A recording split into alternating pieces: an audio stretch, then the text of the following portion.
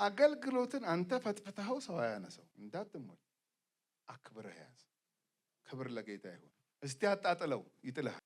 ጥሪዬ ነው፣ ሸክሜ ነው፣ ህይወቴ ነው፣ እሞትለታለሁ ካልክ ያከብርሃል።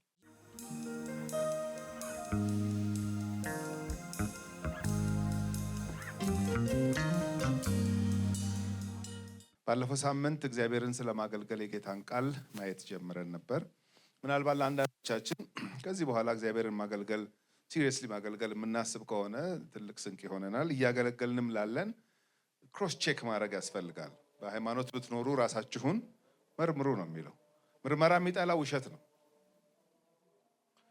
ውሸት ኤግዚስት የሚያደርገው ምርመራ እስኪመጣ ነው። ሲመረመር ውሸት መሆኑ ይገለጣል። እውነት ግን ቢመረመር ያው እውነት ሆኖ ነው የሚቀጥለው። ስለዚህ ልክ ያልሆኑ አመለካከቶች እንኳን ካሉን በእግዚአብሔር ቃል ቼክ መደረግ አለባቸው። ሄደንም እንኳን ማለት ነው። አሁን ሐዋርያው ጳውሎስ ረጅም ዓመት ጌታን ካገለገለ በኋላ ዋና የሚባሉት ጋር መጣና እስቲ ቼክ አድርጉት አላቸው። እንደዚህ ነው የምሮጠው፣ እንደዚህ ነው የማገለግለው፣ ምናልባት በከንቱ ሮጬ ከዚህም በኋላ በከንቱ እንዳሮጥ ማለት ይታይ ምን ችግር አለው? እኔ ልክ ነኝ ብዬ በራሴ መንገድ በራሴ ዓለም፣ እናንተ ግን ስታዩት ልክ ካልሆነ ንገሩኝ አለ። ደግነቱ ልክ ሆነ።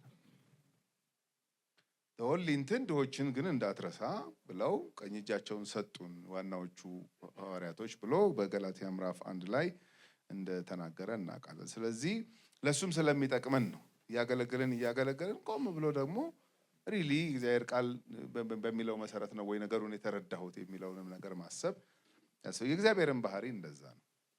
እየተከተልነው እያለን ማይጠቅመን ነገር ካለ ቀስ ብሎ ያሳየናል። እቺን አስተካክላት፣ እቺ እንደዚህ ብትሆን ብሎ እድሉን ይሰጠናል። ትሁት የሆነ ሰው ከሆነ ልክ ነው ብሎ የእግዚአብሔርን ሌሰን ወስዶ እያሻሻለ እያስተካከለ በጣም ሻርፕ እየሆነ ይሄዳል ማለት ነው። አገልግሎቱ ራሱ ውጤቱ ራሱ ፍሬው ራሱ በደንብ የሚያስታውቅ እየሆነ ይሄዳል። ስለዚህ እግዚአብሔር በምክሩ ግሩም ስለሆነ ልጆቹን አንዱ የሚባርከን በምክር ነው። ይነግረናል። ይሄ እንዲህ ቢሆንልህ እንዲህ ብታረገው ብሎ ይመክረናል። እና ባለፈው ከዘጸአት ምዕራፍ 8 ቁጥር 1 ነው የተነሳ ነው። መለቀቅ የፈለገ ህዝብ አለ፣ መገልገል የፈለገ አምላክ አለ።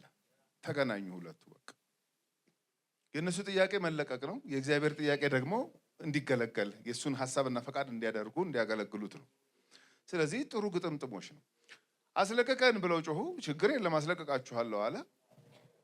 ሊያስለቀቃቸው እነ ሙሴን ሲልክ ግን ወደ ያዛቸው ሰውዬ ሲልክ ግን ልቀቅ ብቻ የሚል አይደለም መልእክቱ። ልብ በሉ፣ መለቀቅ ነው የፈለጉት። ከዛ በኋላስ አይታወቅም ለምን እንደሆነ እንኳን። እግዚአብሔር ሙሴን ወደ ፈርዖን ሲልከው ወይንም አሮንንም ጨምሮ ሲልካቸው የህዝቡ ጥያቄ አስለቀቀን ስለሆነ ልቀቅ ነበር ማለት ያለበት። ልቀቅ ብቻ ነበር እግዚአብሔር ማለት ያለበት። እግዚአብሔር አይሳሳትም። ትርፍ ንግግር አይልካቸውም መቼም ጨምሮ ያልታሰበ ነገር። ያገለግለኝ ዘንድ ህዝቤ ምን አድርግ? ልቀቅ። ስለዚህ መለቀቅ የፈለገውን ህዝብ እኔ አስለቃቂ ብቻ አይደለሁም፣ ቢዝነስ አለኝ አለ እግዚአብሔር፣ ስራ አለኝ። ስለዚህ ልቀቅ ለፈርዖን ነው፣ ያገለግለኝ ዘንድ የሚለው ግን አያገባውም። ፈርዖን ለሚለቀቀው ህዝብ አለቅም አለ። አስቸገረ። ያው ሳይወድ በግዱ ለቀቀ። ከተለቀቁ በኋላ የእሱን ሀሳብና ፈቃድ ያደርጉ ዘንድ ልዩ ህዝብ ነበር ያደረጋቸው። በምድረ በዳ ሲጓዙ ራሱ ማለት እግዚአብሔር ሳይፈታ አገልግለኝ አይልህም። መጀመሪያ ትልቅ ቀንበር ነው ከላይ ላይ የሚሰብረው። ክብር ለእግዚአብሔር ይሁን። ዘካርያስ የመጥምቁ ዮሐንስ አባት ምን እንዳለ ታስታውሳላችሁ? ሉቃስ 1 ምዕራፍ 1 ቁጥር 74 እና 75 ላይ ከጠላቶቻችን እጅ መጀመሪያ ምን አደረገን? አዳነን ነው የሚለው። ከዛስ በዘመናችን ሁሉ እናገለግለው ዘንድ ሰጠን ይላል። አያችሁ፣ ከጠላቶቻችን እጅ ካዳነን በኋላ ነው አገልግሎት የሰጠን። ተይዞ አገልግሎት የለም። የያዘን ራሱ አገልግለኝ ስለሚለን ማለት የያዘን ለምንድን ነው? እንድናገለግለው እኮ ነው የያዘን። ፈቃዱን እንድናደርግለት ነው የያዘን። ፈርዖን በግብፅ የእስራኤልን ህዝብ ለጌጥ እኮ አይደለም ያስቀምጠው፣ ያሰራው ነበር። ይጨቁናቸው፣ ይጠበብባቸው ነበር፣ ያገለግሉት ነበር። ስለተያዙ እዛ ማገልገል አይችሉም እግዚአብሔርን። መጀመሪያ መውጣት አለባቸው ማለት ነው። ከወጡ በኋላ ነው። ከወጣ በኋላ አንድ ሰው ጤንነቱ በምን ይታወቃል በሉኝ? አገልግል ይለዋል። ለምን? ወጥቷላ፣ ተለቋላ፣ ነፃ ሆኗላ። ሳምራይቷን ሴት ታስታውሳታላችሁ? የዕለት ሁለት እኮ ነው አገልግሎት የጀመረችው። ተይዛ ነበር። ምንም እውቀት የላትም ነበረ ስለ መንፈሳዊ ነገር። ግምቶች ግን ነበሯት። እንደዚህ ነው፣ እንደዚህ ነው፣ እንደዚህ ነው። ስለ ስግደት፣ ስለ ውሃ አወሩ። መጨረሻ ላይ በቃ መሲህ ሲመጣ ሁሉን ስለሚነግረን እንደ አታድርቀኝ አይነት ነገር ነው ኢየሱስን ያለችው። አልተግባባንም። ስለ ውሃም አልተግባባንም፣ ስለ ባልም አልተግባባንም፣ ስለ ስግደትም አልተግባባንም። ስለዚህ ብንለያይ ነው የሚሻለው። ይሄን እንቅጯን የሚነግረኝ መሲህ ሲመጣ እሱ ነው። ወሬ ሰምቻለሁ፣ እሱ እኔ ነኝ ሲላት ተፈታች። በቃ ክብር ለእግዚአብሔር። የምጠብቀው አለ የምትጠብቂው እኔ ነኝ አለ። ከዛ ነፃ መውጣቷን በምን ታውቃላችሁ? እንስራዋን ተወች ይላል። እንስራ እኮ ይዛ ነው የመጣችው፣ ለውሃ ነው የመጣችው። እንግዲያ እኮ ነው ያለችው። በቃ ውሃውን እንስራውን እዛ ተወችና ቀጥታ የዕለት ሁለት አገልግሎት ጀመረች። ደግሞ ተሳካላት። የደቀ መዛሙርቱን አገልግሎት እኮ ነው እሷ ያገለገለችው። የዛን ቀን ነው እኮ ወንጌል ማድረስ የእነሱ ስራ ነው። እሷ ነች የሰራችው። የዛን ቀን ህዝብ ይዛ ተመልሳ መጣች። እንዴት እንዲህ ሊሆን ቻለ? ተፈታች። እያችሁ ተፈታች። በቃ ተፈታች። ሐዋርያው ጳውሎስ አሳዳጅ እያለ ሐዋርያ ሥራ ምዕራፍ 9 ላይ ልክ ጌታ ሲነካው ይሄ ቅርፊቱ ከዓይኑ ላይ ሲወድቅ ስሙ ተጠርቶ በቃ በእግዚአብሔር መንግስት በቃ የእግዚአብሔር አጀንዳ ሲገለጥለት የዕለት ሁለት ነው የተናገረው። ምን አደርግ ዘንድ? ላገልግልህ ማለት ነው። ሌላ ነገር ነው። አገልግል ይለኛል የሚል ሰው ጤነኛ ሰው ነው። የት ያገልግል? በምን ካፓሲቲ ያገልግል? ከነማን ጋር ያገልግል? እሱ ቀጥሎ ያለ የቤት ስራችን ነው እንጂ የጤንነት ምልክት ምንድነው ካለ አንድ ሰው የምር ቀንበሩት ከተሰበረ የምር ነፃ ከወጣ የእግዚአብሔር ቤት ጉዳዩ ነው የሚሆነው። በቃ አለበለዚያ ኮንሱመር ነው የሚሆነው። ኮንሱመር ማለት ጥቅም አሳዶ የሚኖር ሰው ማለት ነው። በቃ አገልግሎት ደግሞ ሰርቪስ መስጠት ነው። ግልጽ ነው። በእግዚአብሔር ስም ለእግዚአብሔር ሕዝብ ወይም ለእግዚአብሔር አጀንዳ ራስን አቬለብል ማድረግ ነው አገልግሎት ማለት። እንዲህ አይነት አቲቲዩድ እንዲህ አይነት መንፈስ ከሌለን በእግዚአብሔር ቤት ውስጥ እየኖርን ሸማች ነው የምንሆነው። ሸማች ታውቃላችሁ?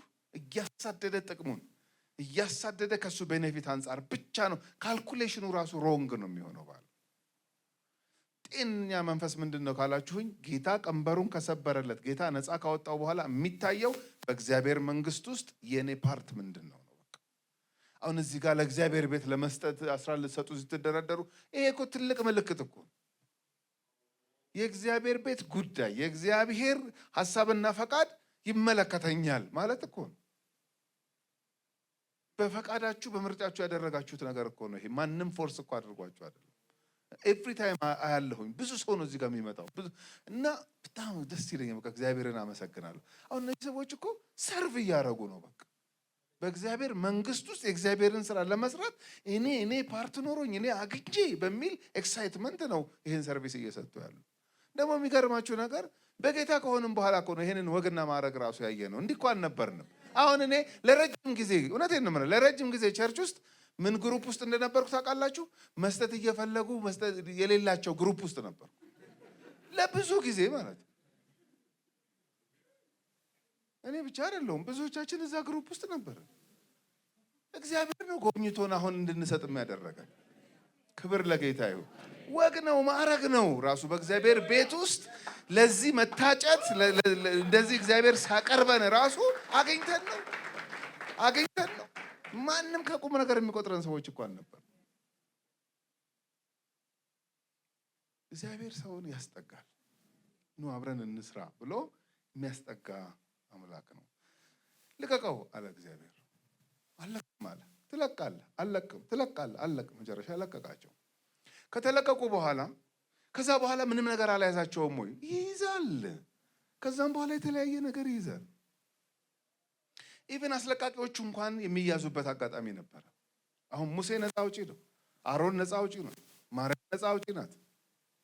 እነሱ ራሱ ሊያዙ የሚችሉበት ፖሲቢሊቲ ነበረ።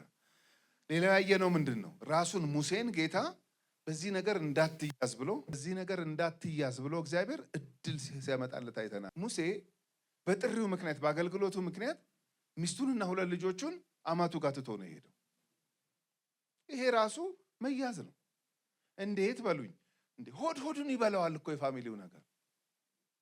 ከአገልግሎት በፊት እግዚአብሔር ፋሚሊ አይደለ እንደ የሰጠው ለሙሴ ነው እኮ። ስለዚህ እግዚአብሔር ጠራው። እምቢ አይል ነገር ኦደብል የሆነ ድምፅ ነው የሰማው። ምንም የተሳሳተ ድምፅ አለ። ሙሴ ተብሎ የተጠራ ጥሪ ነው። ደግሞም እግዚአብሔር አብሮት እንደነበር የሚያስታውቅ እግዚአብሔር ክንድ እየተገለጠ ነው። ደግሞ ብዙ ሰው እያገለገለ ነው ያለው። እንዴት ይቶ ጥሬ ነው ጥሬ ስህተት ነው ጥሪው ግልጽ ነው። እሱ እንኳን እግዚአብሔር አልጠራኝም ቢል ሰው ሁሉ ተሰብስበው ጠርቶሃል ነው የሚለው። ወዴት ይኬዳል? ግን ፋሚሊው ደግሞ አማቱ ጋር ነው ያለው፣ ዮቶር ጋር ነው ያለው። ምን ያርግ? አንድ ጊዜ የቤተሰቤን ጉዳይ ብሎ ህዝቡን እዛው ላላ ሜዳ ላይ ጥሎ አይሄድ ነገር አይሆንም። እንዲህ ጥያቄ በሆነበት ጉዳይ ላይ እግዚአብሔር በምን አይነት ዘዴ ያንን ሽማግሌ ዮቶር እንደላከለት በጣም ነው የምገረመው።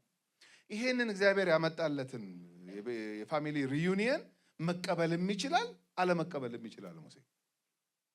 እንዴት ካላችሁኝ ልክ ሲመጡ ይሄንን ሁሉ ህዝብ ልምራ ወይስ 2 ጩጬና ማለት ይችላል። እውነቴን እኮ ነው የምላችሁ። ይኸው ተይዞ እንዳያገለግል ስለፈለገ ነው እግዚአብሔር። ተይዞ ማለት ምንድን ነው? ለምሳሌ እያገለገለ እያለ ምናምን ስለ ፋሚሊ ሲነሳ ትክዝ እንዳይል ከዚህ ላይ ያተርፈው ስለፈለገ ነው እግዚአብሔር። እድል ሰጠው። መጣ ሽማግሌው። እግዚአብሔር በአንተ የሰራውን ሰብቻለሁ። እሺ በጣም ትልቅ ድል ነው የሰጣችሁ። እውነት ነው። ይሄው ሚስትህ፣ ይሄው 2 ልጆችህ ብሎ ሲያመጣለት ስሙ ነው የተቀበለው። እሺ ፋሚሊዬንም ይዤ እመራለሁ፣ ይሄንንም ህዝብ ይዤ ደግሞ ቀጥላለሁ አለ። ቢያንስ አሁን እግዚአብሔር በፋሚሊ በኩል ያለውን ጉዳይ ወይም ኬዝ ገሎለታል ማለት ነው። ልቡ እንዳይጎተት ማለት ነው። በቃ እንደዚህ እንዳይያዝ ማለት ነው። በቃ ቀጥ ብሎ ፎከስድ ሆኖ እንዲያገለግል ይሄንን እግዚአብሔር ሶልቭ ሲያደርግለት ነው የምንመለከተው። ይሄ ግን የሆነው ሙሴ ትሁት ስለሆነ። ለምን በሉኝ? አገልግሎት ፈታኝ ነገር ነው። በጣም ፈታኝ ነው። እንዴት ነው ፈታኝ የሚሆነው ካላችሁ፣ መታወቅ አለው ውስጡ። አይን ውስጥ ያስገባል። ራሱ ቅባቱ የማይጎትተው ኮተት የለም። የሚገርማችሁ ነገር ኮተት ስላችሁ ምንድን ነው? አሁን ሳኦል 1000 ገደለ፣ ዳዊት ግን ስንት ገደለ? 1000 ገደለ። በሉልኝ ብሎ እኮ አይደለም ዳዊት፣ ቅባቱ ነው እንዲህ አይነት ጉድ የሚያመጣው እንጂ እሱ አውጆ አይደለም። ስለዚህ ሰው እንዲህ አይነት አገልግሎት እንዲህ አይነት ጥሪ የሆነ ታዋቂ ምናምን ስለሚያደርግ ሌሎች ሪስፖንሲቢሊቲዎቻችንን ቸል እንድንል ሊያደርግ ይችላል። በጣም ካልነቃን በስተቀር ማለት ነው። አሁን ለሙሴ እቺ ሴትዮና አሁን እነዚህ 2 ልጆች በልበል ሊለው ይችላል ካልተጠነቀቀ። ለምን? በቁጥር ይሄ ይበዛል። ይሄ ዝና አምጥቷል። የቤቱ ብዙ ዝና ያመጣል። ግን ከባዱ የት እንደሆነ ታውቃላችሁ? የቤቱ። ይሄ ከተሳካለት ይሄን ከቻለ ያኛው ብዙ ያስቸግረው። ስለዚህ እግዚአብሔር ይሄን ኦፈር አደረገለት። እሺ ብሎ ተቀበለ። ሌላ ሁለተኛ ነገር ይዞ መጥቷል ሽማግሌው ዮቶር። ምን አለው? እስቲ አብረን እንውጣ አገልግሎት አለው። የሚዲያም ካህን ነው እንግዲህ ተመልከቱ። ብዙ እኮ አይመለከተውም ስለ ሙሴ አገልግሎት። ጠዋት አብረን እንውጣ አለው። ወጣ። ዘሆል ዴይ ሲያገለግል አየው። ከዛ ሙሴ ምናልባት በሆዱ ምን ሊል ይችላል እንግዲህ፣ የባለቤቴ አባት በጣም ተደንቆ ነው መቼም ዛሬ እንግዲህ በአገልግሎቴ በጣም ተገርሞ ነው እንግዲህ መቼም ማታ 10 ከ10 ነው የሚሰጠኝ ምናምን ብሎ ሲጠብቅ፣ ምንድነው ይሄ የምሰራው ነገር አለው። ምኑ?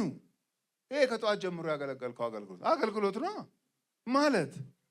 ህዝቡ የሆነ ጉዳይ ቢኖረው እኔ ጋ ይመጣል። እሺ ፍርድ ምናምን የሚያስፈልግ ነገር ካለ እኔ ጋ ይመጣል። እሺ እንደገና ህጉንና ስርዓቱን ደግሞ አስተምራቸዋለሁ። እሺ ጨረስክ አለው። አዎ ጨርሻለሁ።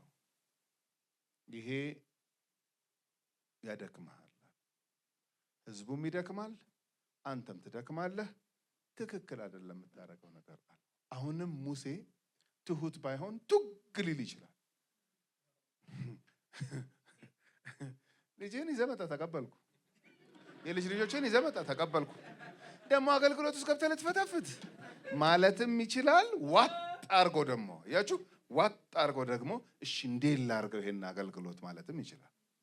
ሁለተኛውን ነው የመረጠው ሙሴ። ትክክል አይደለም፣ ትክክል አይደለም ማለት ትክክል አይደለም የምሰራው ስራ። ደስ የሚለው ነገር ግን ዮቶር ተቺ አይደለም፣ ዝም ብሎ ይሄ ተራ ተቺ አይደለም። መላም አለው፣ መፍትሄም አለው። ይኸውልህ ስማኛለሁ፣ ምክር ልንገርህ። እሺ ከህዝቡ መካከል ከምትመራው ህዝብ መካከል እግዚአብሔርን የሚፈራ ሰው፣ አዋቂና አስተዋይ የሆነ ሰው፣ ጉቦ ምናምን የማይቀበል ፍርድ የማያጣምም ሰው እና ምረጥ አለው። ይሄ ለሙሴ ትልቅ ፈተና ነው ማለት አካፍል አገልግሎት አለው። ያካፍላል ወይስ አያካፍልም? አካፍላል። ምረጥና ከዛ በኋላ በዛ መስፈርት ያለፉ ሰዎች ካሉ ሻለቃ፣ መቶ አለቃ፣ 50 አለቃ፣ 10 አለቃ ምናምን እያደረግ ሹማቸው አለው። ይሄ ምን ማለት ነው? አትንቀጥቀጥ፣ ድፈር ማለት እንደኔ አይሆኑማ እንዴ! እንደኔ አይሆኑም እኮ አሁን የሰው ኬዝ እንትን ሲሉ እንደኔ እንዴት ልትል ትችላለህ። አንተ ኳሊፋይ ታረግ ነበር። እግዚአብሔር ሲጠራ በጋን ነበር የምትጠብቀው። ካስፈለገ የዚህ የመካሪውን ሰውዬ በግ እኮ ነው የሚጠብቀው። ምንም ማያውቀው ሰው እኮ አይደለም ይሄ ምክር እየመከረው ያለው። አይ ኖ ዩ አንተ አሁን የዛን ቀን በግ ልጠብቅ ወጥተህ እግዚአብሔር ጠራኝ ስትል ጠርጥሬሃለሁ? አንተን ብያለሁ አላልኩም? ለሰው ተራ ሲሆን ለምን ይከብዳል? ይኸውላችሁ እግዚአብሔር ቤት ውስጥ ስንኖር በጣም ትልቅ ስህተት ምን መሰላችሁ? እኔ አበጥሬ እችለዋለሁ እንትና ግን አይችለውም አትበል። አንተም ከቻልክ በእግዚአብሔር ጸጋ ነው የቻልከው፣ ያኛውም በእግዚአብሔር ጸጋ ይችለዋል። ድፈር አለው። በቃ ድፈር፣ አትፍራ፣ ምረጥ። ከዛስ ሹም። ይሄን ታረጋለህ ወይስ አታረግም ነው ጥያቄው። ከዛ እንደውም ዮቶር በጣም የገረመኝ ነገር እኔ ይሄን ስመክርህ እግዚአብሔርም እንዲሁ ቢያዝህ ያለው ቃል አለ። ፈርተኸኝ ሽማግሌ ስለሆንኩ አክብረኸኝ ወይንም ከሄድኩ በኋላ የማታረገውን ነገር እሺ አረገዋለሁ እንዳትለኝ። ልብህን አዳምጥ። ያስኬዳል ወይስ አያስኬድም የሚለውን ነገር ልብህን አዳምጥ። ከዚህ ምክር ጋር እግዚአብሔር አብሮ ያለፈ ይመስልሃል? ልብህን የነካካው ነው? የስ ይላል ውስጥህ ወይስ ሪጀክት ያደርጋል ይሄንን ምክር? ኢትስ አፕ ቱ ዩ። ለካ የስ ይላል ውስጥ። አያችሁ፣ የሚያግዘው የሚመክረው አጥቶ ነው እንጂ ታክቶታል። ለካስ ሙሴ ጠዋት ተነስቶ ማታ የሚገባው ነገር አይሆንም። አረገዋለሁ አለ። ታረገዋለህ? አዎ።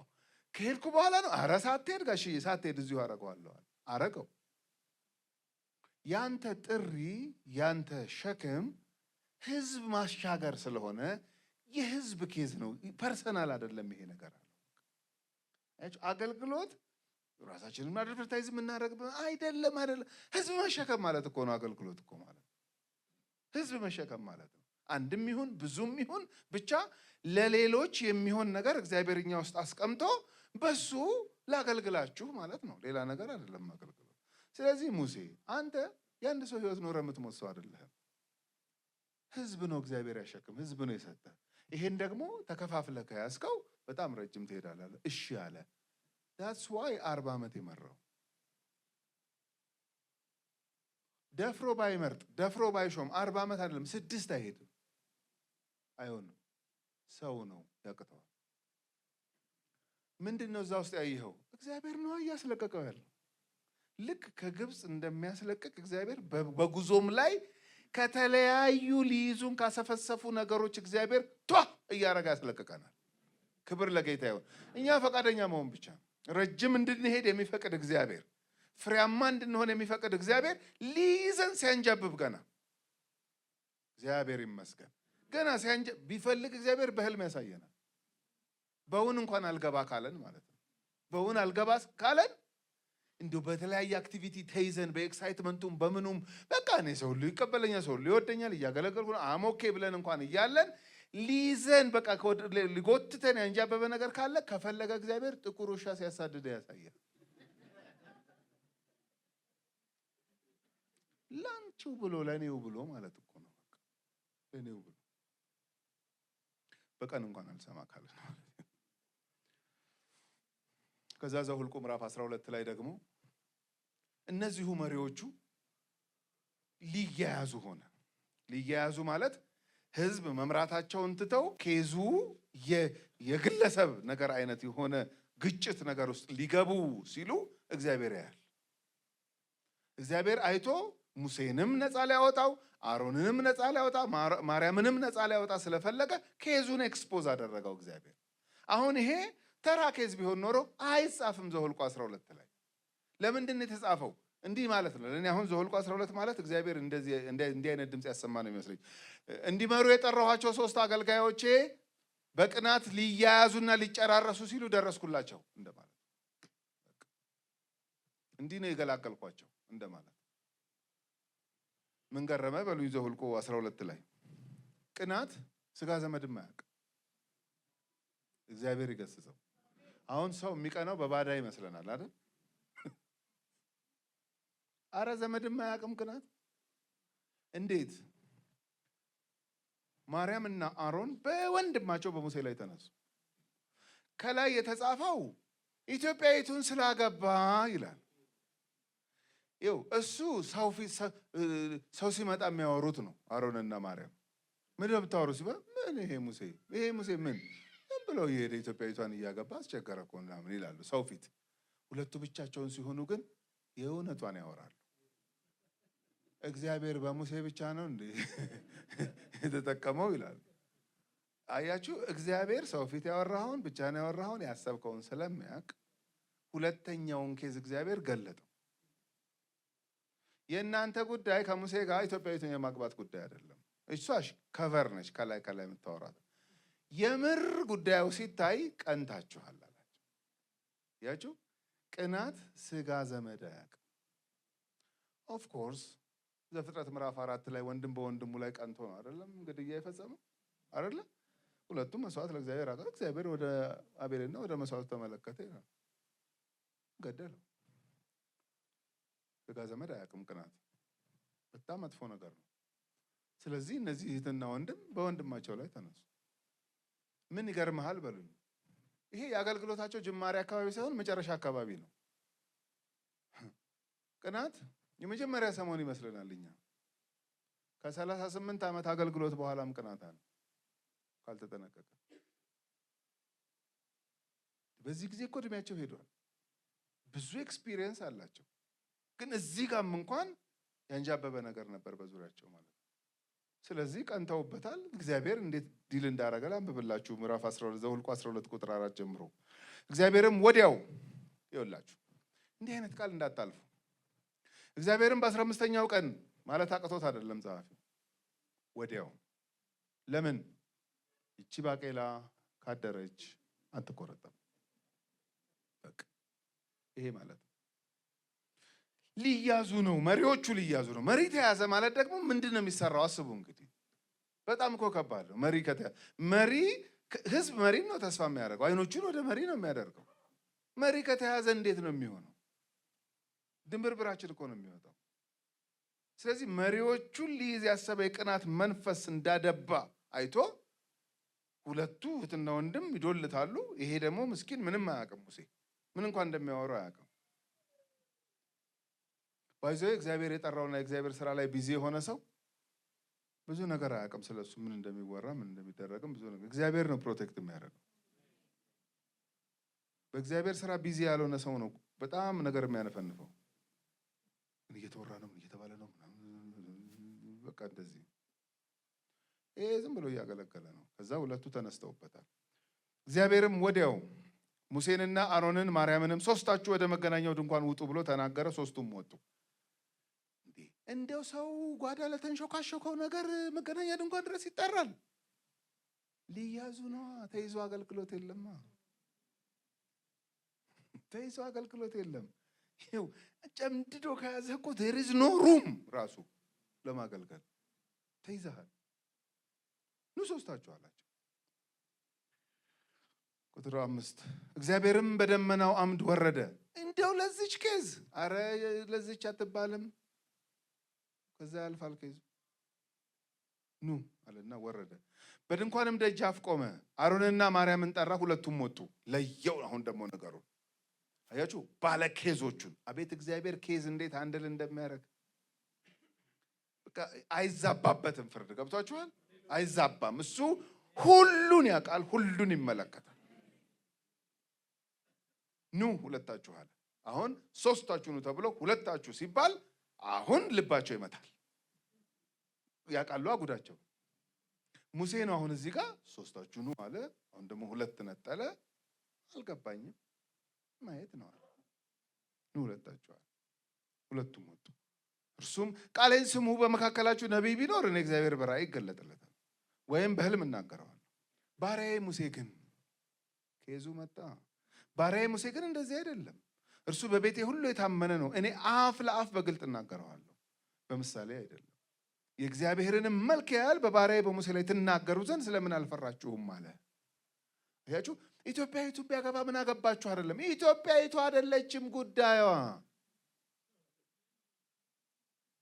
አንዳንድ ጊዜ ሰዎች ሲጋጩ ለማስታረቅ የሚያቀተው ለምን እንደሆነ ታውቃላችሁ? የውስጡን አይነግሯችሁ። የላዩን ያወሩና ያፈጓችኋል እናንተ። ታዲያ ቀላል አይደለም እንዴ? ምንድን ነው እሱ እንዴ? ኧረ አንተ ደግሞ እንዴ እንደውም እሷ ካልሰጠች እኔ እሰጥሃለሁ ሁሉ ብትሉ አይሆንም ይላል። ሌላ ነዋ ጉዳዩ፣ ሌላ። ይሄን ያህል ሲሪየስ የወሰደው እግዚአብሔር እንዴ? ታዲያ ሰው ከተያዘ በቃ ተያዘ ነው። ድፍረታችሁ አለና እግዚአብሔር ተቆጣቸው። እዛ ቁጥር 9 እግዚአብሔርም ተቆጥቶባቸው ሄደ። ይሄን ያህል በቃ ምንድን ነው አሁን? ማርያምና አሮን ተነስተው ምንድን ነው እግዚአብሔር በሙሴ ብቻ ነው የተናገረው ምናምን ብለው ያወሩት ወሬ ይሄን ያህል ሲሪየስሊ ተወሰደ በሰማይ? አዎ። ለምን? የነሱ ውሳኔ የሚመሩት ህዝብ ላይ ኢፌክቱ ከፍተኛ። የሚመራ ህዝብ ሲያዝና የሚመራ ሲያዝ እኩል አይደለም ዲግሪው ወይም ዳሜጁ ከፍተኛ። አሁን እንኳን በዚች ድርጊታቸው እንኳን አንድ የመጣ ዳሜጅ ያሳያቸዋል። ከዛ ማርያም በለምጽ ተመታች። በዛኛው ኪዳን በለምጽ መመታት ትልቅ ጀጅመንት ነው። ከህዝብ ይለያሉ። የተወሰነ ቀን ተደብቀው ነው የሚቀመጡት ምናምን፣ የራሱ ፕሮሰስ አለ።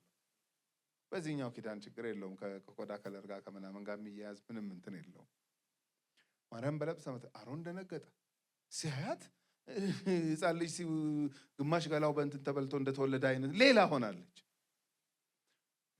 የእግዚአብሔርን ጀጅመንት ላሳያችሁ እንዴት ግልጽና ትክክል እንደሆነ። አሮን አብሮ አለ። ለምንድን ነው እሱ በለምጽ ያልተመታው? የነገሩ ጠንሳሽ ማርያም ናት። በፍርድ አይስትማ እግዚአብሔር። አሮን ደግሞ በባህሪው ምን አይነት ነው በሉኝ? እንማ ስትሉት ግጥም ማርጎ የሚያማ፣ ጥጃ ስራ ሲሉት ግጥም ማርጎ ጥጃ የሚሰራ፣ በቃ ብቻ ምንም ስታንድ የለውም። ደግሞ ከሙሴ ጋር ሲሆን በጣም ከሙሴ ጋር የሚሆን፣ ከማርያም ጋር ከማርያም ጋር፣ ከህዝቡ ጋር እንደዚህ አይነት ፐርሰናሊቲ ነው ያለው። ይሄ ፐርሰናሊቲው ጠቀመው አለልም መቼም። ምን አመጣለት ካላችሁኝ የመሽሎክ እድል ይሰጠዋል። ይሾልካል። ብቻ የሆነ የሚሾልከው ነገር አለው። ይሄ አሮን አሁን ያኔ ጥጃ ራሱ ሰርቶ ሾልኳል። ጥጃ ሰርቶ የሾለከ ሰው ነው። ይኸው አሁንም ሾለከ። በለምጽ አልተመታም።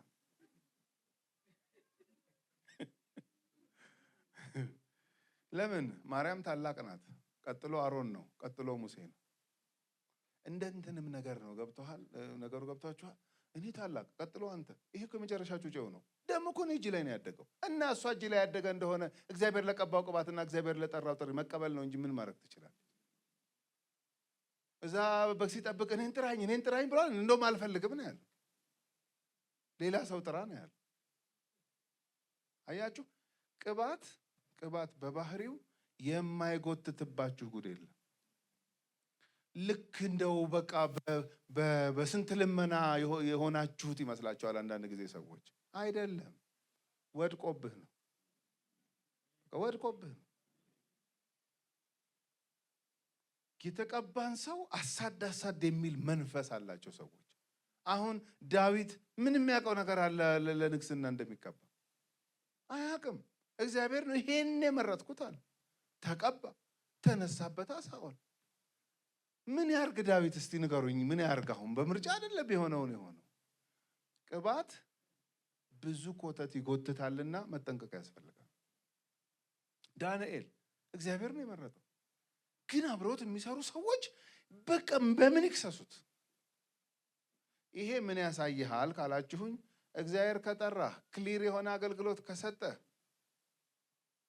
የሚነሳብህ አለ። አንተ ግን ፋይት አድርጋ አትችለውም። ተወው ለእግዚአብሔር፣ ተወው ለእግዚአብሔር። እግዚአብሔር ራሱ ሲዋጋለት ያያል። ጥሪህ ላይ ፎከስ አርግ፣ ሸክምህ ላይ ፎከስ አርግ። በተከፈተልህ በር በትጋት ዝም ብለህ አገልግል። በቃ ቀጥቅጥ፣ ዝም ብለህ እዛ እንትን ላይ ቀጥቅጥ። እግዚአብሔር ፍሬ ይሰጣል። ክብር ለእግዚአብሔር ይሁን። አለበለዚያ ወርደህ ተመላልሰህ ምን ብለህ አሁን እዚህ ውስጥ ሙሴ ምንም እግዚአብሔር ራሱ እድል አልሰጠውም ለሙሴ። ና ና ልክ ልክ ነገራት አላለም። አሳየው። ግን ያንተ ኬዝ በእኔ እጅ ነው ያለው። የጠራውን ያደለው ከዚህም እጠብቅሃለሁ፣ ከሩቁም እጠብቅሃለሁ፣ ከስጋ ዘመዱም እጠብቅሃለሁ፣ ከዚህም እጠብቅሃለሁ። ይህ ብቻ ነው ያለው። በቃ ከዛ አሮን እንደነገጠ ኧረ ጸልይላት አለ። ኦፍኮርስ እንኳን እጇ ላይ ላደግኩት በስጋ እህቴ ለሆነች ለሀገሩ ሁሉ ምጸልይ ሰው አይደለሁም እንዴ? አሁን ሸረኛ ቢሆን ሙሴ ለዚች መሰሪ ነው መጸልየው? በጣም እኮ እግዚአብሔር የቀባው ሰው፣ የምር እግዚአብሔር የጠራው ሰው። የእሱ ቢዝነሱ አይደለም ይሄ መራቆት መሻቆት። ኖ ይሄማ መልሶ ተያዘ ማለት እኮ። ጸልይላታለሁ ማራት እግዚአብሔር ሆይ ብሎ ጸልይ። 7 ቀን ተዘግቶባት ትቀመጥ ተባለ። 7 ቀን ህዝቡ አልተጓዘም ይላል። ዳሜጁ ይሄ ነው። ለአንብብላችሁ ቁጥር 15 ላይ ማርያምም ከሰፈር ውጪ 7 ቀን ተዘግታ ተቀመጠች። ማርያምም እስክትመለስ ድረስ ህዝቡ አልተጓዘም። አያችሁ መያዝ። እነሱ እዛ ስለተያያዙ ህዝቡ ስታክ አድርጓል ማለት ነው። ይሄ ደግነቱ 7 ቀን ነው። 70 ዓመትም ሊሆን ይችላል። መያዝ በጣም ስታክ እንድናደርግ ያደርገናል። ስለዚህ ሜክ ሹር ሁልጊዜ መለቀቃችንን። ክብር ለእግዚአብሔር ይሁን። ሁልጊዜ ይሄን ያውቀዋል የኛ ጓደኛ ፓስተር። በቃ ስራው ልቀቀኝ ነው። በቃ ልቀቀኝ ይላል ጠዋት ተነስቶ። ይሄ ደግሞ ሁል ቀን እንደሚያዘው እንል ነበረ፣ ግን እሱ ነው ልክ። የሚገርማችሁ እሱ ነው ልክ። ስንቆይ እሱ ነው ልክ። ይኸው ተለቆ እያየ ነው። ስንት ሰው ተተብትቦ ልቀቀኝ ይላል ጠዋት ተነስቶ። ልቀቀኝ ምኑ ነው የሚለቅ አልኩት አንድ ቀን። በጣም ደጋግመህ ልቀቀኝ ነው የምትሉ። የማቀውም የማላቀውም ይልቀቀኝ ኢዝ ራይት። ይልቀቀኝ አለ። ልቀቀኝ ያገለግለኝ ዘንድ ህዝቤ ምን አርግ ልቀቅ። ተይዞ አገልግሎት ስለሌለ ተለቀቁ ማለት ነው። ከዛስ ቁጥር 16 ከዚያ በኋላ ህዝቡ ከሐጼሮት ተጓዙ፣ በፋራን ምድረ በዳ ሰፈሩ። አያችሁ አልተጓዙም፣ ተጓዙ። ሲያዙ አልተጓዙም፣ ሲለቀቁ ተጓዙ። ቼክ ማድረግ ጥሩ ነው። ትልቁ ከያዘኝ ከዓለማዊነት ጌታ አገላግሎኛል። ዳግም ተወልጃለሁ። የእግዚአብሔር መንፈስ ማደሪያ ሆኛለሁ። ቦርን አገኘኛል። ይታወቀኛል። ትልቅ ነገር ለቆኛል። አንድ ትልቅ እርምጃ ነው እሱ። ከዛ በኋላ ግን በቤት ውስጥ ስንኖር የሚያንጃብብ ነገር አለ። በቃ ይሄ አሁን በሰው በምንም በሲስተምም በምን አለ። እሱን ቼክ ማድረግ ሁልጊዜ ምንድን ነው የያዘኝ ነገር አለ እንዴ? እንዳልዘረጋ እንዳልሄድ። አሁን ጳውሎስ የኋላዬን ምን እያረጉ ወደፊት እንዳይዘው ማለት እኮ ነው። ይሄ በፊቱ ነገር እንዳይዘው። ይሄ ጤነኛ ስፒሪት ነው። በቃ የጌታን ስራ ስንሰራ ንቅት ብለን መስራት ያለብን። ዛሬ ደግሞ ማክሰኞ ነው። ከመቼው ነው ዓርብ የሚደርሰው? በእግዚአብሔር እሑድ መጣ። ይሄ ጤነኛ መንፈስ አይደለም። እግዚአብሔር ይስበረው። እውነት ይሄ ጤነኛ መንፈስ አይደለም። በቃ ይልቀቀን። እንዴ እድሜ እኮ ዘልዛላ አይደለም። እድሜ እኮ አጭር ነው። እድሜ በጣም ብዙ አይደለም። እንደ እንፋሎት አይነት ነገር ነው መጽሐፍ ቅዱስ ይነግራል። እቺ እንፋሎት የሆነች እድሜ ላይ ጨምረንበት አይሆንም። በቃ በፍጹም እንደዚህ አይሆንም። እንደዚህ አይሆንም። እግዚአብሔር ልጆቹ ሲያዙ አይወድም። ተለቀን እንድናገለግል ይፈልጋል። ልምጣላችሁ ወደ አዲስ ኪዳን። ጳውሎስ ረጅም ዘመን ጌታን ካገለገለ በኋላ ቀጣዩ አገልጋይ በተለይ በጣም መንፈሳዊ ልጄ ብሎ የሚጠራው በጣም ይመሰክርለት ከልጅነቱም ጀምሮ ከእናቱ እጅ ከአያቱ እጅ በልስጥራን ከነበሩ የቤተክርስቲያን መሪዎች እጅ ተቀብሎት ነው ይዞት የዞረው እና ረጅም ዘመን ካገለገለ በኋላ ቀጣዩን አገልጋይ ጢሞቴዎስን እጅ ላይ ያለውን አገልግሎት እግዚአብሔር ጠርቶሃል፣ እኔ አውቃለሁ። በጣም እግዚአብሔር ጸጋ በላይ ላይ እንዳለ አውቃለሁ። ጄኒውን ሰው ነህ፣ በትክክል ጥሪ ያለ እንደውም እንደ ዱላ ቅብብሎች ከማቀብላቸው አገልጋዮች አንዱ አንተ ነህ ብሎ የመሰከረለት አገልጋይ ነው። ግን ጢሞቴዎስን ምን እንደሚለው ታውቃላችሁ? አገልግሎትን የምታይበት አይን እኔ በማይበት ከሆነ አልተያዝክም ማለት ነው። በደንብ ትሄዳለህ።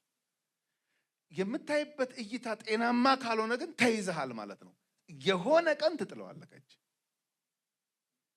እንዳጥለው ከፈለክ ረጅም መሄድ ከፈለክ ራሱ ይሄ በጌታ መጠራት የጌታ ባሪያ የጌታ አገልጋይ መሆን ማለት ምን እንደሆነ የኔን ዴፊኒሽን ሼር ላድርግ ልንገርህ። እንደዚህ ከተረዳኸው ማንም ከእጅህ አያስጥለው። አለበለዚያ ግን በየህይወት መታጠፊያው አልቃሻ ትሆንና አንድ መታጠፊያ ላይ ትጥለዋለህ። እንዳትያዝ ፕሊስ በዚህ ነገር ልንገርህ አለው። የት? አንደኛ ጢሞቴዎስ ምዕራፍ 1 ቁጥር 12።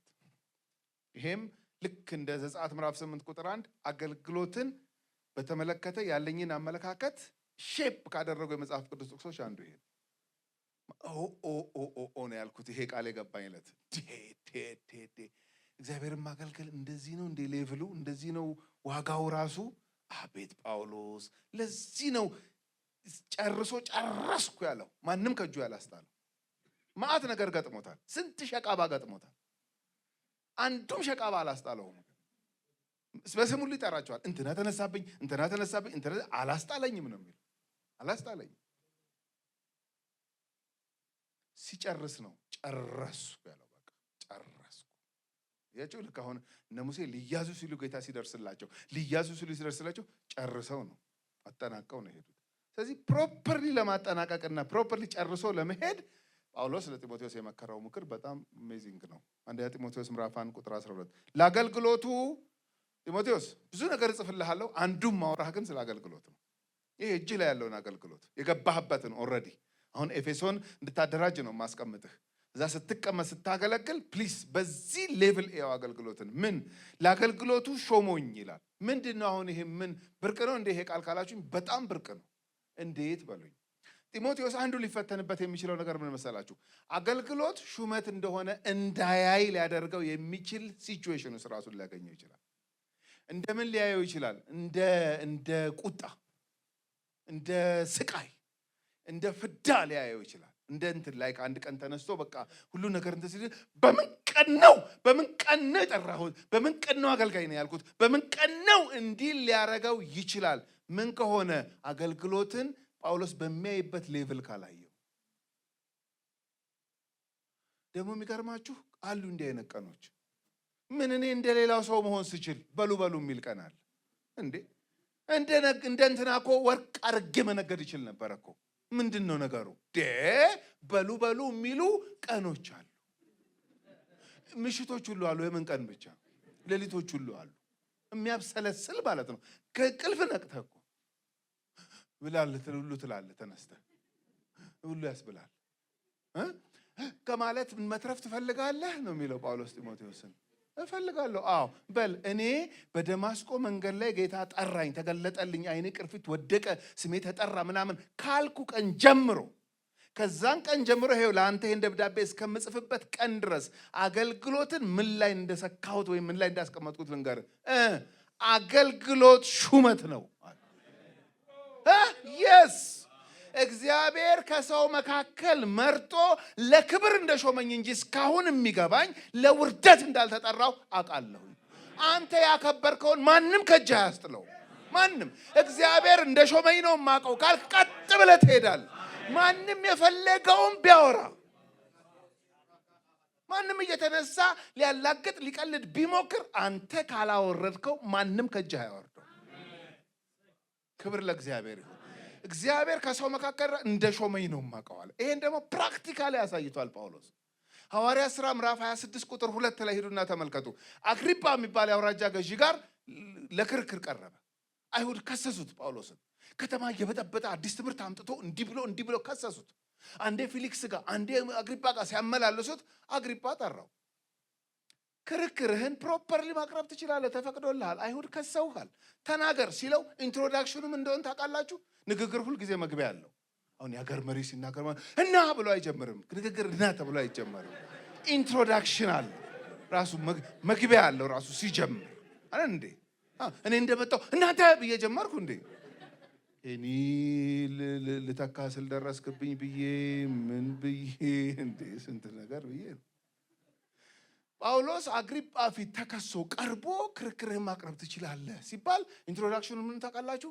አግሪጳ ሆይ በአይሁድ ክርክር እንደገጠመኝ ታውቃለህ። ይህንን እንድናገር ዛሬ ይህንን እድል ስላገኘው ራሴን እንደተመረቀ ሰው ቆጥራለሁ ብሎ ነው የጀመረው። አንተ ከፍ ካረከው ማን ፈትፍጦ ሊጥለው? አንተ ከጣልከው ግን ይሄዱበታል ሰዎች በላይ ጥለዋል። ጳውሎስ የትም ቦታ በጌታ ጉዳይ ሲቀርብ ቦልድ ነው ማለት እንደዚህ የተቀበለው ይመስለኛል ጳውሎስ ራሱ። እኔ ያለ ይመስለኛል ጳውሎስ እኔ the best እኔ አሁን የሆንኩት ነው። መሆን የምፈልገው ሌላ ነገር ሆኖ ያለ ውዴታዬ በግዴታዬ እግዚአብሔር ደቁሶ አውርዶ እንድኖር እያደረገኝ ነው የሚል አቲቲዩድ የለው። the best እኔ አሁን የሆንኩት ነው። ክብር ለእግዚአብሔር ይሁን። the best አንተ አሁን የሆንከው በቃ ሌላው አይመጥንህም፣ አያምርብህም፣ አይቀናህም ማለት እኮ ነው። በቃ ከእግዚአብሔር በላይ ዋይዝ አንሆንም እኛ። በራስህ ማስተዋል ምን አትደገፍ። እንዲህ በሆን ኖሮ በዚህ ታጥፌ በዚህ ገብቼ በቃ አንተ አሁን እግዚአብሔር ያረገህ ነህ the best አንተ። ክብር ለጌታ ይሁን። አሁን እኔ ከዚህ ውጪ ሌላ በሆን ምን ያምርብኝ ነበር? አያምርብኝ። ምንድን ነው የሚያምርብህ? አሁን የሆንኩት እና ወደፊትም ሆነ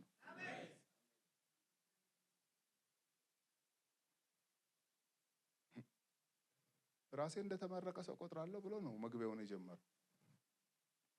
አግሪጳ ራሱ እንደ መሳብ አረገህ እኮ አለ።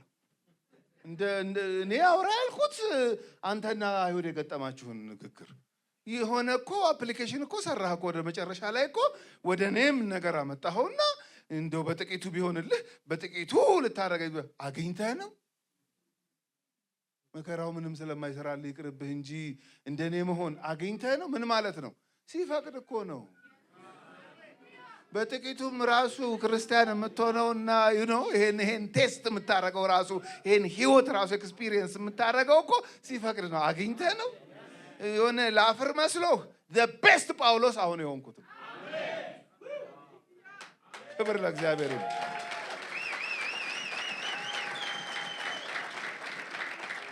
ይኸውላችሁ አገልግሎትን አንተ ፈትፍተኸው ሰው አያነሳው። እንዳትሞኝ አክብረህ ያዝ። ክብር ለጌታ ይሁን። አይ ቲንክ ከዚህ በፊት ነግሬያችሁ ይሆናል። እግዚአብሔርና አገልግሎት ይመሳሰሉብኛል። ለምን? ያከበራቸውን ያከብራሉ። እስቲ አጣጥለው ይጥልሃል። እስቲ እንደ ነገሩ ያዘው፣ እንደ ነገሩ ያደርጋል። አክብረህ ከያዝከው የእግዚአብሔር አይነት ባህሪ ያለ ጥሪዬ ነው፣ ሸክሜ ነው፣ ህይወቴ ነው፣ እሞትለታለሁ ካልክ ያከብርሃል።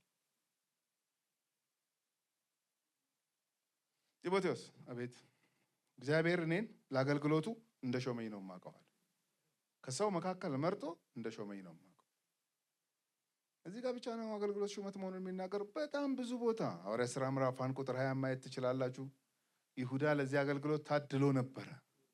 እቺን ሹመት ነው የተዋት። ሹመቱን ሌላ ይውሰዳት ማለት ከእግዚአብሔር ፖይንት ኦፍ ቪው ሲታይ ይሁዳ የተሾመ ሰው ነው። አልገባውም። ሚስት አልገባውም። እናንተን ጳጳሳት አድርጎ ለሾመባት ሹመት ነው። እጃችሁ ላይ ያለውን አገልግሎት ወይም ወደፊት ልትይዙ ያሰባችሁትን አገልግሎት በዚህ ሌቭል ካላያችሁት ረጅም አይኬድም። አሁን ይሄ ዘመን ምን አይነት ዘመን ነው በሉኝ። ወይም ይሄ ዘመን ብቻ ሳይሆን ምናልባት ከዚህ 30 ምናምን ዓመት ወደ ኋላ መሄዳችሁ እንዳለ ብትመለከቱ ሳምሃው እግዚአብሔርን ማገልገል ወይም አገልጋይነትን ሊያቃልል የሚፈልግ አይነት ስፒሪት አለ። አገልጋይን የሆነ እንደንትን የመቁጠር አቢውስ ተደርጓል። ማአት ነገር ተበለሻሽቷል። ይሄ ሚዲያ ያላመጣብን ጉድ የለም ታውቃላችሁ። ቢሆንም እኛ አሁን ከኬስ ተነስተን አይደለም ፕሪንሲፕል ድሮ የምናደርገው ከመጽሐፍ ቅዱስ መጽሐፉ ከፍ ያደረገውን ከፍ አደርጋለሁ። አያችሁ የተበላሸ ነገር ይዞ ሊያሸማቀቀኝ አይችልም ሰው። ይሁን እናንተ እናቃችኋለን ምናምን በአት ይላል ሰው። አያውቁንም።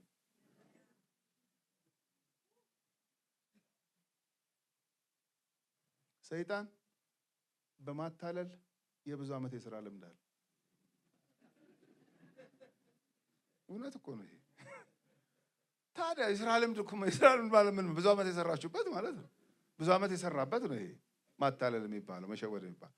አንዱ የሚያደርገው ነገር ምን እንደሆነ ታውቃላችሁ? መጽሐፍ የከበረ የሚለውን የተዋረደ አድርጎ ያሳያል። መጽሐፍ የተዋረደ ያለውን ደግሞ የከበረ አስመስሎ ያሳያል። እኛ በሰይጣን ዲሴፕሽን ውስጥ ገብተን ከመጽሐፉ በታች አናስብም። የእግዚአብሔር ቃል እግዚአብሔር ሰዎችን ሲጠራ ለክብር እንደጠራ፣ ለሹመት እንደጠራ፣ በጣም ደስ ለሚል ነገር እንደጠራ እንጂ የሚያውቀው እግዚአብሔር መጽሐፍ ውርደት ነው አይልም። እግዚአብሔርን ማገልገል ክብር ነው። አገኝተን ነው እኛ እግዚአብሔርን ማገልገል። ሰዎች ድሮ ሲፎክሩ ሰምታችሁ ከሆነ የእንትና አሽከር ይላል። የሆነ ስም ጠርተው ማለት ነው። ያገረ ገዢ ወይም የአውራጃ ገዢ ወይም የወረዳ ገዢ ጠርተው እኔ እኮ የጠቅላላ አሽከር ነኝ፣ የእንትና አሽከር ነኝ፣ የእንትና ባሪያ ይላሉ ጠጥተው ማለት ነው። እሱ የጠቅላላ አሽከር ካለ እኔ የሰማይና የምድር ፈጣሪ እግዚአብሔር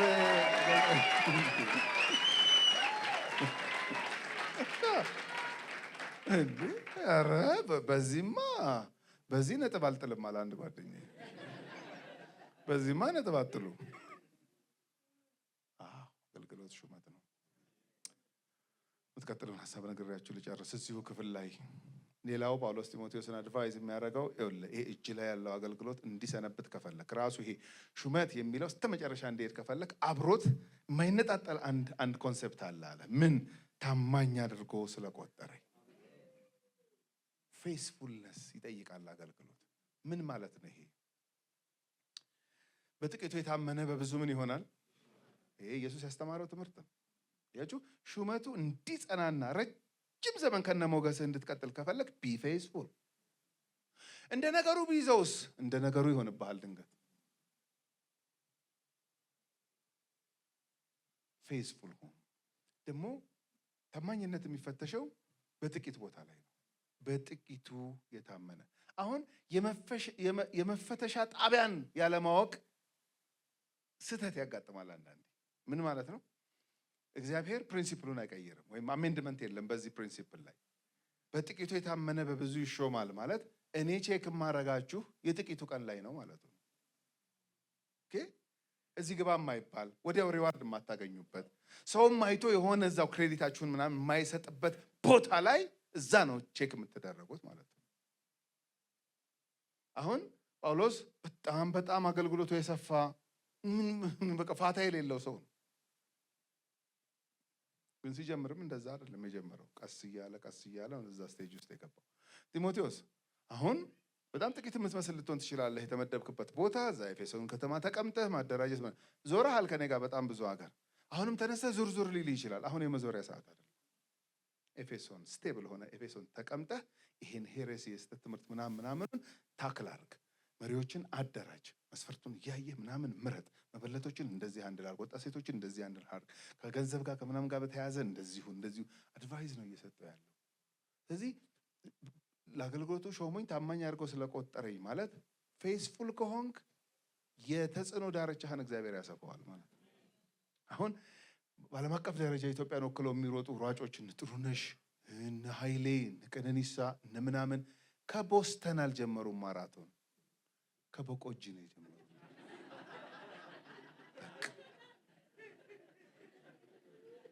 አይደለም በቆጂ ነው የሚጀመረው።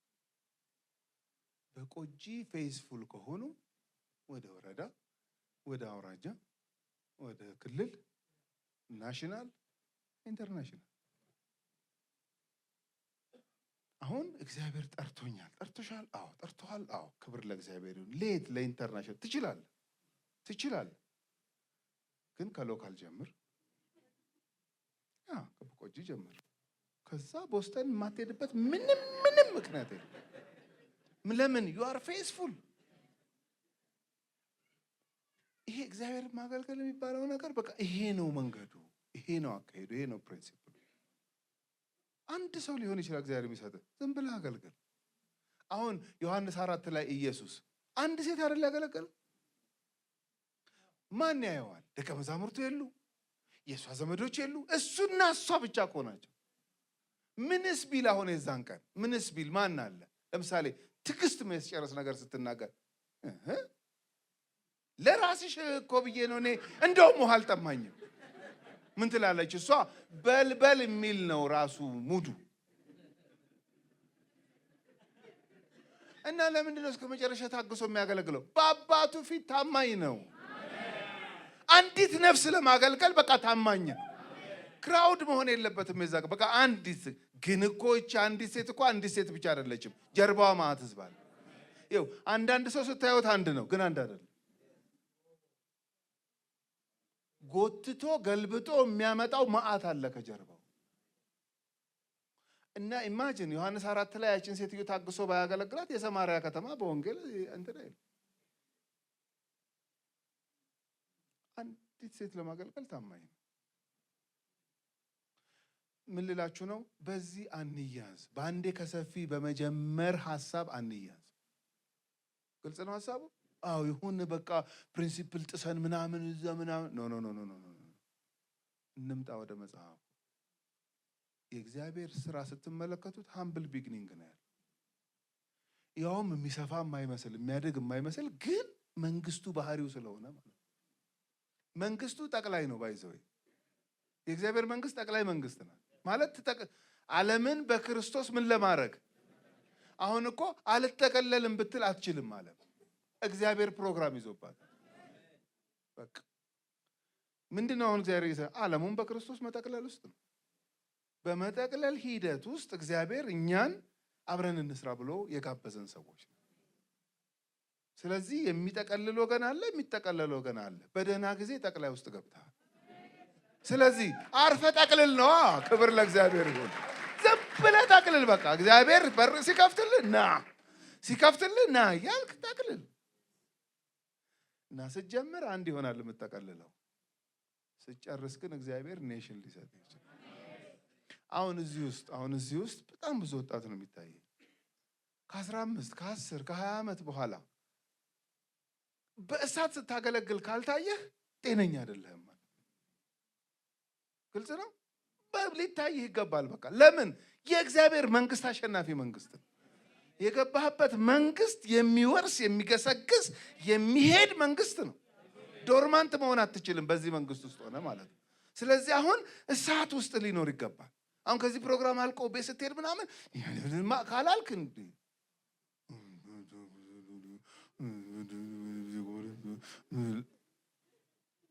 አይሆንም። ይሄ አይሆንም። በእውነት ነው ማለት ይሄ ልክ አይደለም። በቃ ግለት ያስፈልጋል። ኢንቱሲያዝም ያስፈልጋል። በቃ ነቃ ማለት ክብር ለእግዚአብሔር ይሁን። ነቃ ነገሮችን ንቅት ብሎ መመልከት ማለት ነው። በቃ ነቃ ማለት ያስፈልጋል። እንደዚህ ነበሩ የእግዚአብሔር ባሪያዎች፣ ፌስፉል ነበሩ።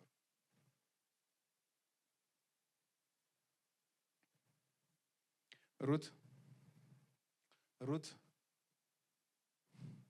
ባል አይገኝም፣ እኔ እንኳን አርጅቻለሁ አግብቼ ልጅ ምናምን ስትላት ምንድነው የምታወሪው ነው የምትላት። ምንድነው የምታወሪው?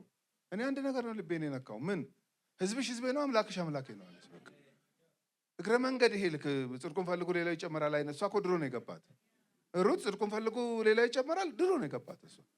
ምን ባል ሚስት ምን ልጅ ምን ትያለሽ? ምንድነው የምታወሪው? ወርደንማ እናወራም አለች። እና ምንድነው የምትፈልጊው? ህዝብሽ ህዝቤ ነው። የተዋለድሽው በስጋ ምትምትዩ አይሻልሽ? ያለውን ትብታብ እኔ ነኝ የማውቀው፣ አንቺ ታውቂያለሽ። ይሄ ሟርተኛ ህዝብ ነው። የእናንተ ህዝብ ራሱ በዚህ በሞአብ ክሮስ ሲያደርግ ራሱ አልቀናውም እንጂ ስንት ነገር የሞከረ ህዝብ አይደለም። አልፈልግም፣ ኧረ ተይ አልፈልግም። በቃ በጣም ኢምፕሬስድ የሆንኩት በነገርሽኝ ህዝብ ነው። አዎ ኦኬ። ይኸው ጓደኛሽ ወደ አማልክት አልፈልግም፣ አምላክ ነው የምፈልገው። ክብር ለእግዚአብሔር። አልፈልግም።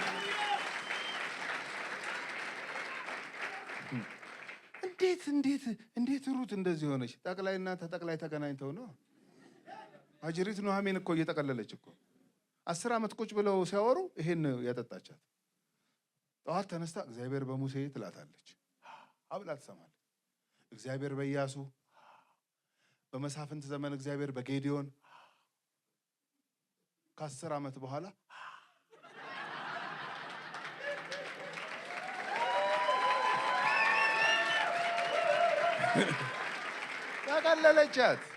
ተቀለለቻት። ገቡ ቤተልሔም።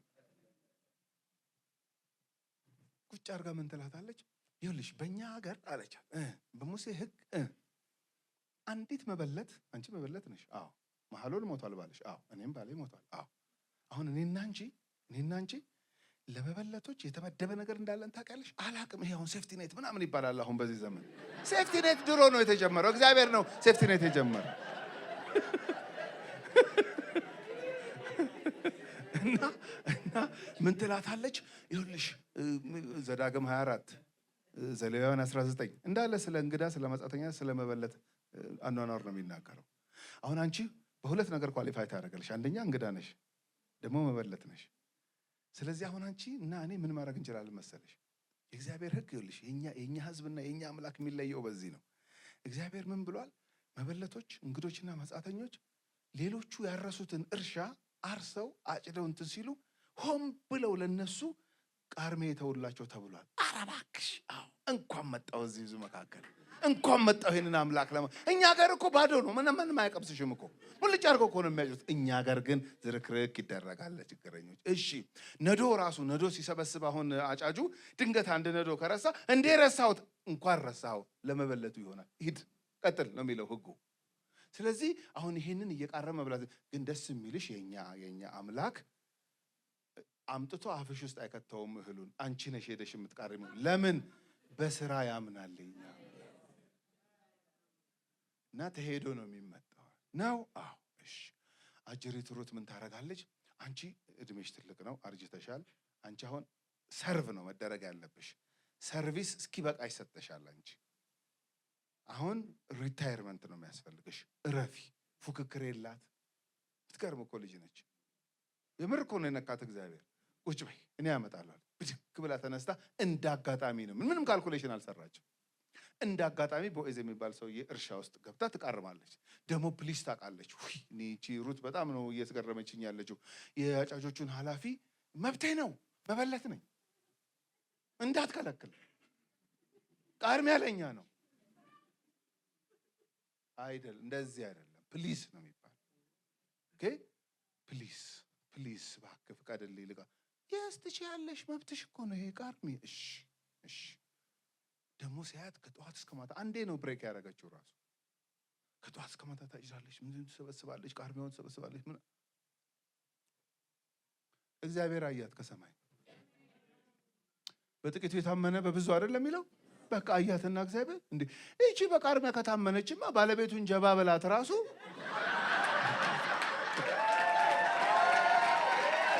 ጀባ። አየህ ጀባ ይልሃል ነው ብለህ ጀባ።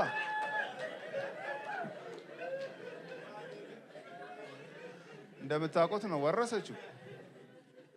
ቦዔዝ ራሱ አንቺ ደሃ ሀብታም ብለሽ መርጠሽ ማግባት ስትይ አገርሽ ማግባት ስትቺ እኔን ብሎ በመገረም ራሱ አክሴፕት ያደረገው እኔን ቸርነት ነው ያደረግሽልኝ እስኪላት ድረስ በቃርሚያ የጀመረች አንድ ምስኪን ሴት የእርሻው ባለቤት ሆና ጭራሽ ብላ ብላ የኢየሱስ ክርስቶስ የዘር ሐረግ ግንድ ውስጥ ገብታ ቢ ፌስፉል በቃ እግዚአብሔር ያሰፋዋል። ላጥብበው ብትል እስከማትችል እግዚአብሔር ያሰፋዋል። በዚህ ጳውሎስ ጢሞቴዎስን ታማኝ ሁን፣ እንደተሾመ ሰው ቁጥር ነገሩን፣ በቃ ገስገስ ወደፊት ነው ያለው። እዚህ መጽሐፉ ከፍ ያደረገውን ታች በአውርዶ በማየት ሳንያዝ የጥቂቷን ቀን በመናቅ ዝም ብሎ ባዶ ድሪም በመያዝ ሳንያዝ እንድናገለግል እግዚአብሔር ይርዳል።